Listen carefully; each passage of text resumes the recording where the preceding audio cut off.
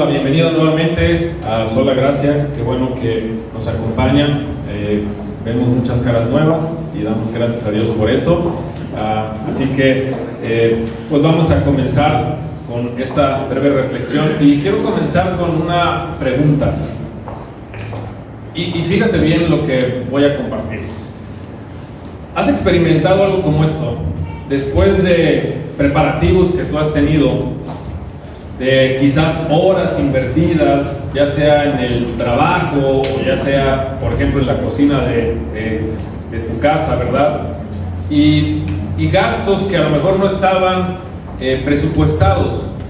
Y por ejemplo, terminas ese trabajo y tú dices, invertí tantas horas para eso, ¿realmente era necesario? Por ejemplo, ayer que cocinamos lo que vamos a comer en un momento más, ¿verdad? Pasaron horas haciendo esto. Y cuando lo vamos a servir y terminamos de comer, ¿era realmente necesario todo el tiempo que invertí en esto? O no sé, los que son papás, ¿alguna vez hiciste una fiesta para tus hijos? Quizás cumplió un año, ¿verdad? Y tiraste la casa por la ventana y el niño jamás va a recordar esa fiesta. Y quizás tú te preguntas, ¿era necesario? O probablemente no fue una fiesta, un trámite que tú hiciste de cualquier índole, o una remodelación en tu casa, algún proyecto que te quitó el sueño por meses, ¿verdad? Tiempo, paz, no lo sé, un viaje que planeaste por mucho, ¿verdad? E invertiste. Y cuando todo terminó, cuando todo termina, que el esfuerzo pues pasó, yo no sé si ha venido a tu mente esa pregunta, y es honesta, ¿era realmente necesario? ¿Todo esto era realmente necesario? ¿De verdad tenía que hacerlo? ¿No había una manera más fácil o más sencilla, menos demandante, menos costosa? Y esa pregunta es muy humana, pero es la misma que hoy nos coloca a ti y a mí delante de una de las obras más extraordinarias, la encarnación de Dios. Es decir, Dios convirtiéndose en un hombre como tú y como yo. Y vamos a plantear una pregunta que, a la luz de lo que leímos hace un momento, nos puede ayudar a abordar mejor el tema. ¿Era realmente necesario que Dios se hiciera carne? Te lo has preguntado antes. ¿No habría otra forma de cumplir su propósito redentor sin dar un paso tan radical como este, tan humillante?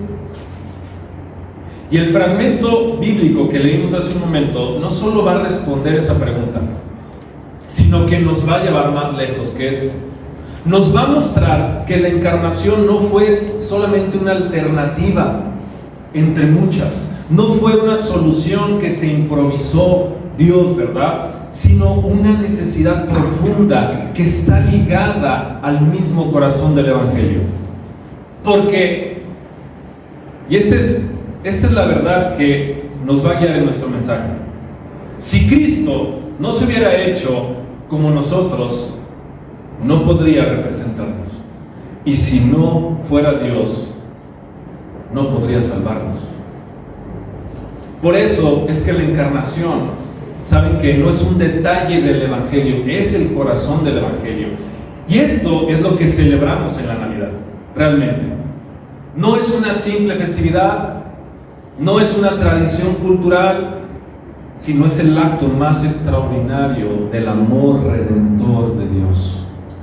No es que simplemente Dios vino, que eso ya es una maravilla, sino que vino, ¿por qué?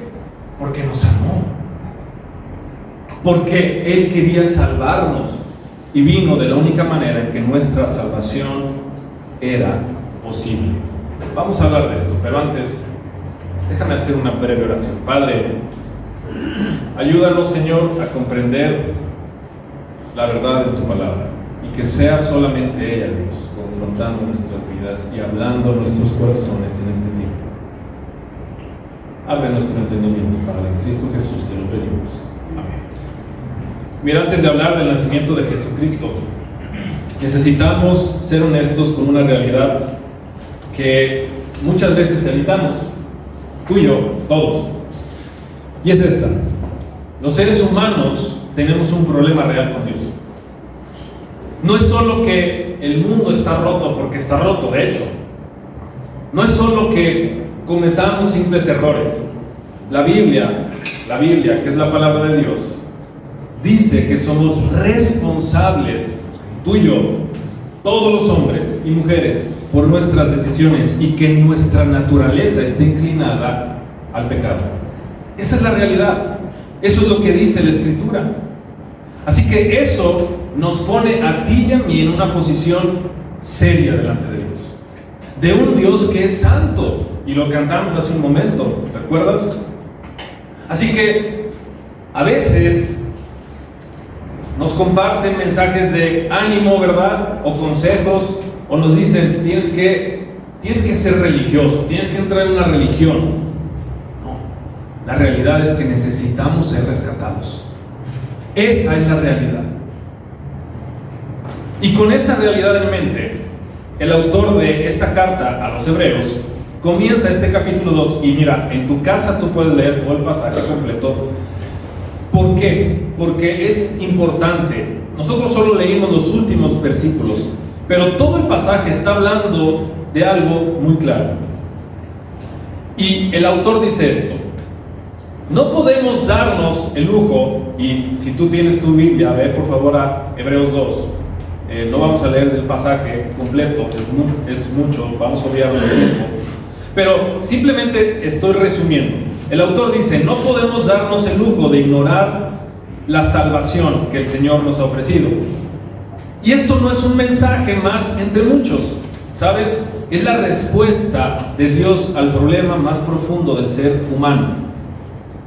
Y Dios mismo confirmó este mensaje, porque de Él depende nuestra vida eterna.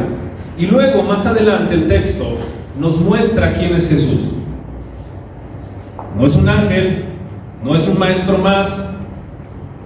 ¿Sabes que el futuro del mundo está en sus manos? Y sin embargo, este Jesús poderoso decidió descender,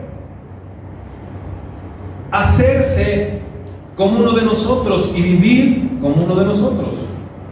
Y no porque estuviera obligado, sino porque era la única manera de salvar a personas como tú y como yo. Así que su nacimiento, su sufrimiento y su muerte no fueron de alguna manera una tragedia sin sentido, fueron parte del plan de Dios. Pero viene la pregunta: ¿y para qué hizo Dios todo esto, no? Pues para llevar a personas culpables, rotas y que están alejadas de Él a una nueva vida. Bueno, pero aquí surge otra pregunta. Y entonces, ¿cómo puede Dios aceptar a personas que han vivido lejos de Él sin dejar de ser justo? Y la respuesta es sorprendente. Porque Jesús no se mantuvo a la distancia. Él entró en nuestra condición humana, compartió nuestra vida, nuestras luchas, nuestras debilidades. Por eso dice el texto, ¿verdad? No se avergüenza de llamarnos hermanos. Él vino a cambiar nuestra historia desde adentro. Y eso nos lleva al corazón del mensaje de hoy y el verdadero significado de la Navidad, por cierto. ¿Era realmente necesario que Dios se hiciera hombre? Lo que leímos nos dice que sí. Y no fue un símbolo, no es solamente obra de la tradición, no fue un acto sentimental. Fue la única forma de rescatarnos y darnos una esperanza real. Y ahora quiero llevarte a través de este pasaje a descubrir 3 verdades significativas. Y aparecen ahí 3 verdades al respecto de la encarnación. La primera es: la encarnación fue necesaria para representarnos. La segunda: la encarnación fue necesaria para redimirnos. Y la tercera es que la encarnación fue una expresión eterna del amor de Dios. Y vamos a ir por partes. Comenzamos con la primera. La encarnación fue necesaria para representarnos. Mira, el autor de esta carta comienza con una afirmación muy simple, pero que es muy radical. Puedes verlo tú. Puesto que los hijos participaron de carne y sangre, él también participó de lo mismo. ¿Qué significa eso? Que él no participó de algo que era parecido. No de una humanidad aparente, sino de la misma carne y sangre. Mira, este concepto de la encarnación contiene en sí misma la palabra carne, algo que está relacionado con lo carnal, y se refiere precisamente al acto de Dios haciéndose carne. Así que la encarnación es Dios haciéndose un hombre como nosotros, y esto era impensable en aquellos tiempos, y aún en nuestros tiempos es impensable. ¿Por qué? Porque Él tomó la misma forma que tú y yo poseemos. Y la lógica que el autor dice es directa. Si los que iban a ser salvados son humanos, pues el Salvador tenía que ser, ¿qué? Verdaderamente humano. Eso significa que Cristo no asumió entonces una humanidad, ¿verdad? Aparente o pirata, pudiéramos decir, ¿verdad? Esa es la palabra ya. O una versión mejorada, por ejemplo, del hombre. Asumió la carne y la sangre real, con todas las limitaciones propias de la condición humana: cansancio, hambre, aprendizaje, sufrimiento, etcétera, etcétera. Ahora, voy a hacer una pausa porque quiero hacerte una pregunta. ¿Esto que estoy diciendo te resulta incómodo? Esta idea puede ser incómoda, ¿sabes? Esa incomodidad, de hecho, ha acompañado a la humanidad a lo largo de toda la historia de la iglesia, y ha dado lugar a algunas ideas erróneas o doctrinas desviadas que intentaban proteger a Dios de acercarse demasiado a nosotros. Por eso es que nos resulta incómodo. Es incómodo pensar que Dios asumió exactamente el mismo tipo de materia que tú y yo, ¿no? Es la realidad.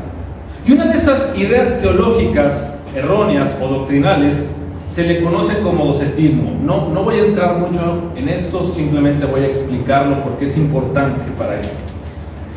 Esta idea suponía que Dios no podía mezclarse con personas como nosotros, porque dañaría su reputación. Entonces, había que protegerlo de la contaminación, y de esta manera, ¿verdad? Entonces Dios se mantenía alejado. Y el docetismo enseñaba que Jesús parecía un humano en todo sentido, pero no lo era realmente. Era una especie simplemente de manifestación distinta. Ahí estaba, pero no es un hombre. Parece, pero no es. Se parecía mucho, pero no podía ser verdaderamente humano como nosotros. Eso decía el docetismo. De hecho, todavía lo siguen diciendo. Pero ¿sabes qué? El autor que escribió esta carta insiste en algo. Él tenía que ser hecho semejante a sus hermanos en todo. Y aquí aparece la palabra clave: tenía que. Es decir, no solamente era una opción, no se trataba de un adorno doctrinal, era una necesidad redentora. Y hay una necesidad aquí, no circunstancial. Cristo tenía que representarnos. Él tenía que ser uno de nosotros. Mira, voy a tratar de ilustrarlo mejor. Imagina que alguien aquí afuera es detenido injustamente, pero no habla español, habla un dialecto. Lo llevan ante la autoridad, lleva su proceso, su futuro está en juego. Ahora imagínate ponen un intérprete. Ese intérprete que le asignan no habla la lengua, no pertenece a la comunidad de esta persona, solo conoce algunas palabras que ha escuchado, sueltas. Puede que tenga buena intención, ¿verdad?, de ayudarlo, pero no puede representarlo correctamente. Sus palabras no van a alcanzar, no va a traducir bien y el resultado va a ser devastador. Ahora imagínate, alguien que representa a nuestro país, tiene que ser alguien que nació en México, ¿sí o no? No puede representarnos en la embajada de Indonesia alguien que no es mexicano. Tiene que representarnos, tiene que ser uno de nosotros. Así que en situaciones como esa entendemos algo muy básico: nadie puede representar verdaderamente a alguien si no pertenece a su contexto, a su cultura, o si no comparte su lenguaje, su experiencia y su condición. Así que la representación, como te das cuenta, exige una identificación real, no solo una cercanía externa. Y este pasaje nos dice entonces que es exactamente el problema del ser humano delante de Dios. ¿Cuál? Pues que somos culpables, somos responsables y necesitamos ser salvados, pero no podemos representarnos a nosotros mismos. ¿Por qué? Porque somos parte del problema.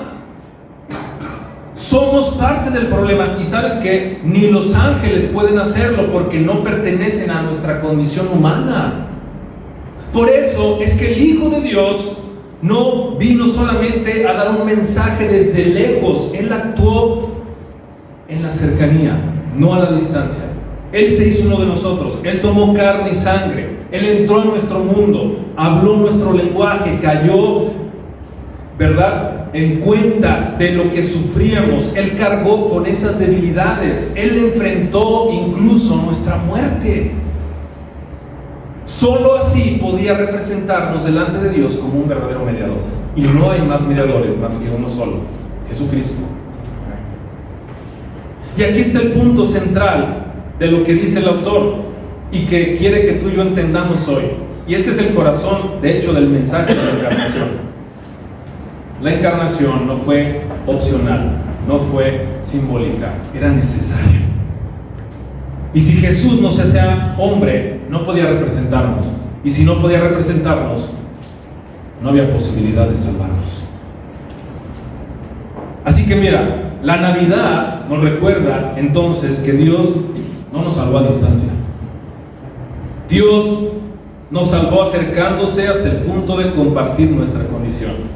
Pero también la Navidad, ¿sabes qué?, nos confronta nuestra autosuficiencia, porque nos recuerda que no necesitábamos ayuda o consejos o una simple inspiración, sino un representante perfecto. Si el Hijo Eterno no se hubiera hecho como tú y como yo, no podría representarnos delante de Dios. Ahora, una segunda implicación de la encarnación, y voy a ir más rápido. La encarnación fue necesaria para redimirnos. Ahora, la pregunta que surge aquí es: ¿para qué vino a representarnos? Y Hebreos responde: para destruir por medio de la muerte al que tenía el poder de la muerte y librar a los que por el temor de la muerte estaban sujetos a esclavitud. Una cosa: Dios no puede morir, ¿o sí? Pero los hombres sí. Tú y yo vamos a morir en algún momento. Y aquí se describe con realismo la condición del hombre. ¿Sabes qué? No solo morimos, sino vivimos sabiendo que vamos a morir. Y ese conocimiento, ¿a poco nos da gusto? ¿Gozo? ¿Hay alguien que le produzca gozo? No. Nos produce temor, nos produce ansiedad y nos produce esclavitud interna. La muerte no solamente se convierte en un evento futuro, es una opresión presente. Y probablemente ahora mismo tú estás pensando en eso. la noche anterior, la semana pasada, qué sé yo. La muerte se convierte en el arma principal, ¿verdad?, de un enemigo que está tratando de mantenernos desenfocados de los propósitos de Dios. Y entonces, ¿qué hace Dios? Escucha, para destruir por medio de la muerte al que tenía el imperio de la muerte. Y aquí está el corazón del Evangelio. Si no lo has escuchado antes, esta es una buena noticia para ti. Cristo venció la muerte muriendo. ¿No es sorprendente? ¿Cómo que destruyó la muerte? A ver, muriendo, esto parece contradictorio, ¿no? Pero al entrar en la muerte y vencerla, Jesús la derrotó. Su resurrección confirma esa victoria, pero su muerte misma fue parte de la victoria. Y el autor explica además, esto lo hizo mediante el oficio sacerdotal que él solamente poseía. De hecho, si tú lees Hebreos, todo Hebreos, este es un tema central de la carta. Mira, en el Antiguo Testamento había 3 oficios que se observaban: profeta, rey, sacerdote. El sacerdote representaba al pueblo ante Dios y ofrecía sacrificios todo el tiempo por sus pecados.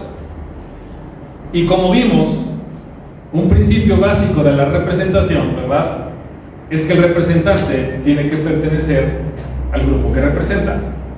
Por eso es que el versículo 17, si tú vas a tu Biblia, dice que tenía que ser hecho semejante a sus hermanos para ser un sumo sacerdote misericordioso y fiel, y para hacer propiciación por los pecados del pueblo. Bueno, ahora aparece otro término interesante: propiciación. Esa es una palabra técnica y no voy a entrar mucho en ella. Y otra que nos encontramos es expiación. La expiación quitaba la culpa del pecado, ¿verdad? Esto era lo que hacían los sacerdotes, ¿verdad? Estaban expiando el pecado del pueblo a través de los sacrificios. La propiciación además significa que se obtiene el favor de aquel a quien se ha ofendido. No solo elimina la culpa, sino que restaura la relación y aparta la ira. Es una palabra hermosa que habla de la reconciliación y del favor restaurado. Así que Cristo logró tanto la expiación como la propiciación.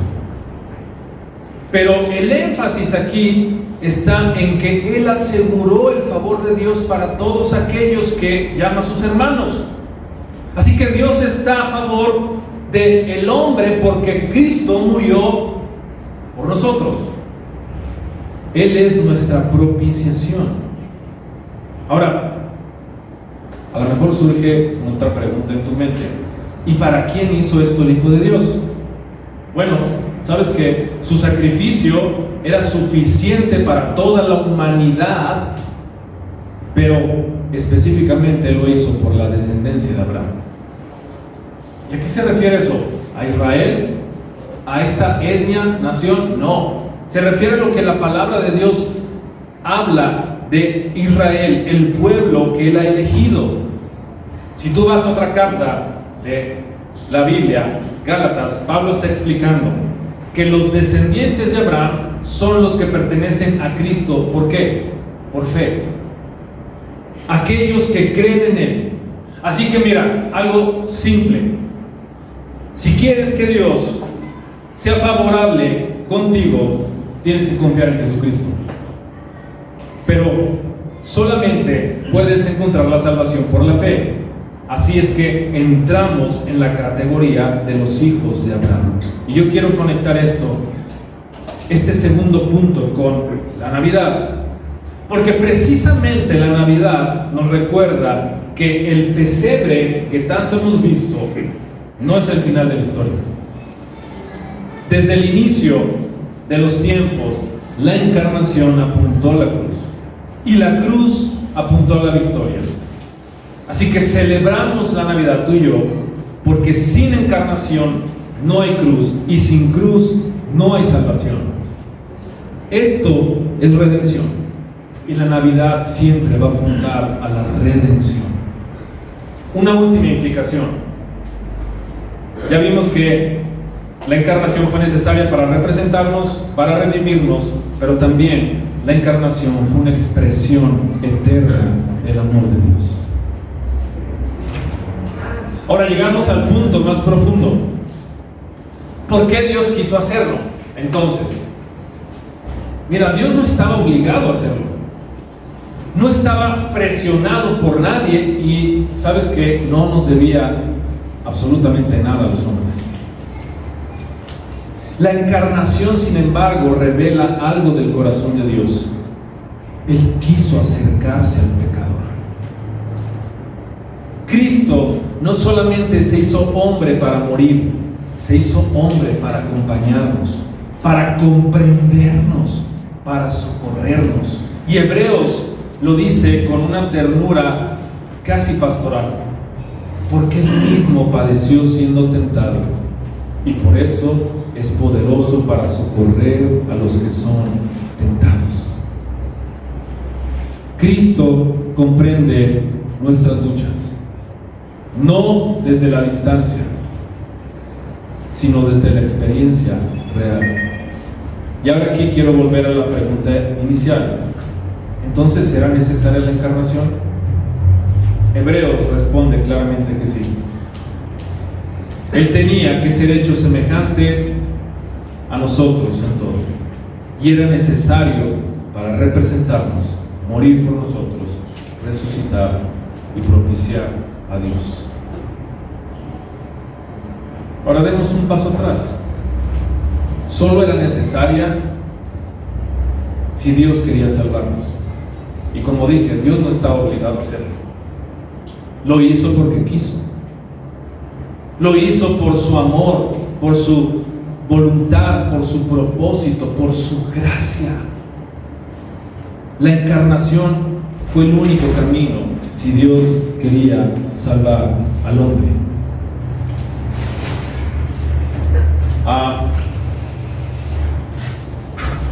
Nosotros tenemos un documento, bueno, no lo tengo aquí presente, pero hay un documento que nos ayuda a profundizar en nuestra fe. Y no sé si estás muy acostumbrada al término catecismo, pero un catecismo simplemente es preguntas y respuestas. Eso significa catecismo. Entonces, nosotros tenemos un documento que es el Catecismo Menor de Westminster. Como dije, nos ayuda a profundizar nuestra fe. Pero hay una pregunta que cuando yo la leí por primera vez me llamó, de hecho me estremeció cuando la leí. La pregunta dice esto: ¿quién es el Redentor de los escogidos de Dios? Y la respuesta para mí fue sorprendente. Y si antes de esto tú no la has escuchado, espero que pueda también de alguna manera iluminarte en todo lo que hemos hablado. La respuesta que da a esta pregunta es: el único Redentor de los escogidos de Dios es el Señor Jesucristo, el eterno Hijo de Dios, quien se hizo hombre y así fue, y continúa siendo Dios y hombre, en dos naturalezas distintas y una sola persona para siempre. Amén. La palabra para siempre es asombrosa, porque nos dice que Cristo nunca dejó su humanidad. El Hijo eterno de Dios se unió a nosotros para siempre, no solo por un tiempo, eternamente. ¿Te das cuenta? Y esto revela no solo lo que es la encarnación, sino cuán profundo es el amor de Dios por nosotros. Eso significa que la encarnación no fue una estrategia temporal de Dios, sino que fue una decisión eterna de su amor. Dios no solo vino a rescatarnos, vino a quedarse con nosotros para siempre. La Navidad, como ves, entonces ofrece consuelo real. Cristo comprende tus tentaciones y las mías, porque Él las enfrentó en carne y hueso. No tenemos un Salvador alejado, sino uno que camina día a día contigo y conmigo.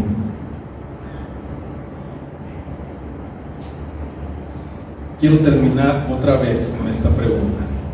Entonces, ¿era realmente necesario que el Hijo Eterno se hiciera carne? Ya lo leímos, sí. Pero quiero recordarte esto.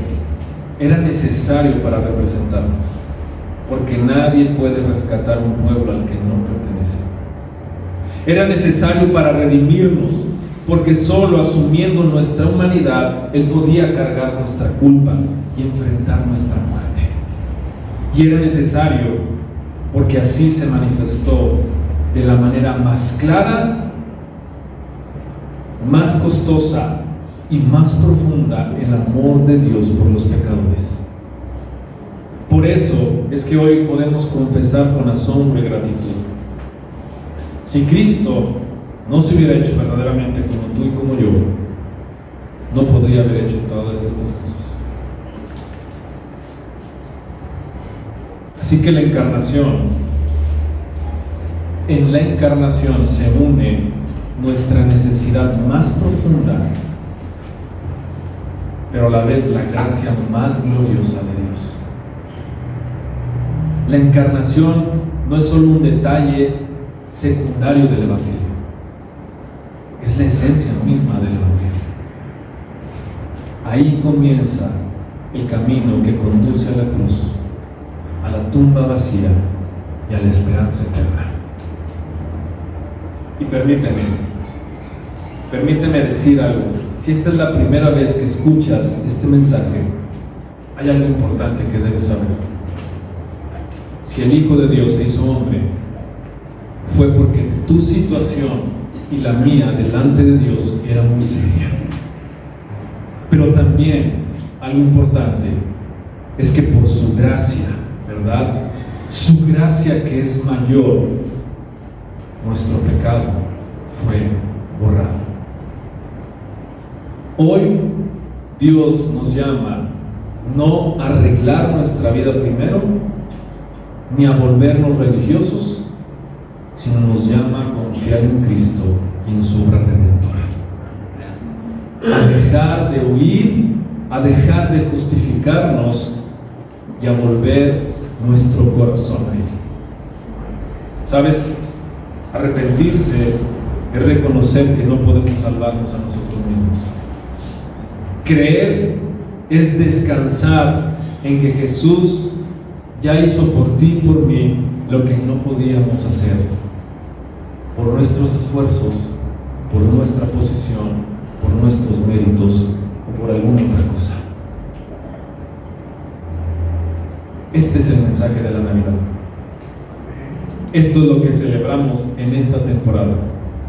No solamente que Dios vino, sino que vino por amor a buscar y salvar lo que se había perdido y a quedarse con su pueblo para siempre. Este es el mensaje central de Navidad y yo espero que lo recuerdes en delante.